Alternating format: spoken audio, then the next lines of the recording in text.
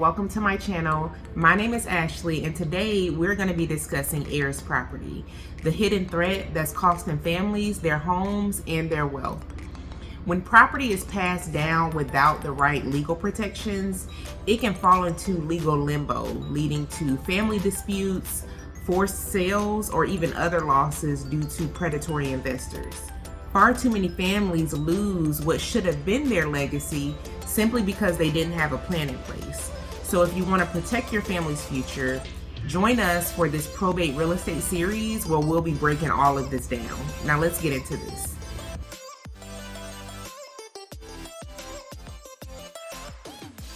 So the unexpected happens, a loved one passes away, and you then find out that you've inherited their home. But you're not the only one. Maybe it's you, your siblings, maybe some cousins, and a lot of emotions. This situation is actually more common than people think. And without a plan in place, things can get complicated and messy really fast. Now, last week we talked about breaking the silence on estate planning and about how important it is to have these conversations before it's too late. But when it is too late, when the plan wasn't clear or complete, what happens next? Well, that's where today's conversation comes in. So let's break it down. So the first thing that you want to do is get clear on exactly what's going on. That means understanding what the will or any probate documents actually say. Now, if there isn't a will, that's a whole different situation. That's where intestacy laws come into play.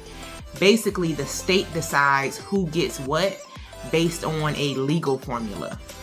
Now, unfortunately, this legal formula has nothing to do with who was the closest to the person, who the person liked the most, or even who helped the most. It's just the law. I actually mentioned this back in week 1, and I'll be doing a separate video breaking down exactly how intestacy works, so stay tuned for that.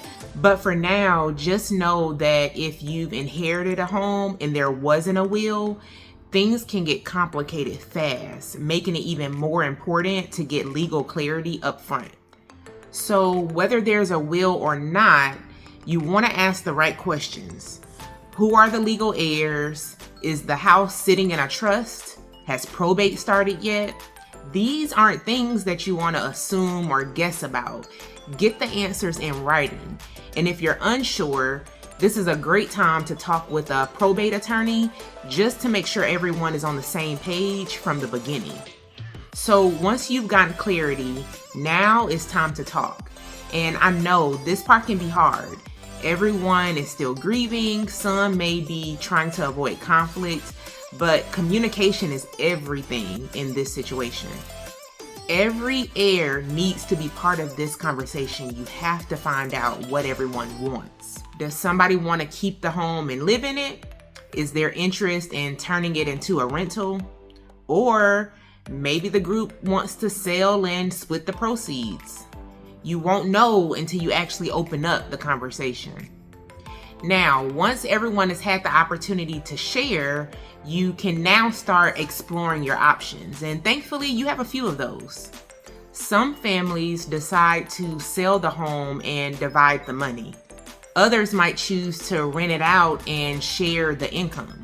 Or in some cases, one person really wants to keep it. They can then buy out the other heirs' shares. But whatever you all decide, make sure that it's not just a handshake deal. Put it in writing and make it legal. This protects everyone involved. Now, while you're working through all of this, pay attention to a few red flags.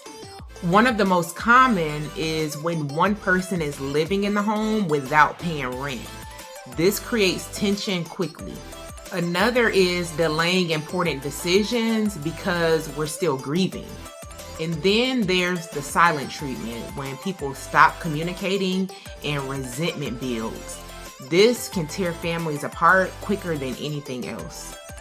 So as you can see, the goal here isn't just figuring out what to do with the house. It's to do it in a way that honors your loved one's legacy while also protecting relationships and keeping the family strong. Now, if you're watching this and you haven't had these conversations yet, that's okay. Just take this as a sign to start, because when you plan ahead, you're not just protecting property, you're protecting peace. Now, no matter which path you and your family choose, it's all about keeping things fair and clear. But once you've decided how to move forward with the inherited property, there's still one big question to tackle, and that's what happens next? If you choose to keep the home, how can you turn it into a valuable asset instead of just another house or a liability? That's exactly what we'll dive into next week, turning inherited property into a wealth-building asset. We'll break down the key options, whether that's keeping it, renting it, or selling it, and how to make the best decisions in order to build wealth for your future. Trust me, you don't want to miss this one, because understanding the next steps is essential in securing your family's legacy. So I'll see y'all next week. Subscribe to my channel to learn more about probate real estate, financial literacy, and generational wealth planning.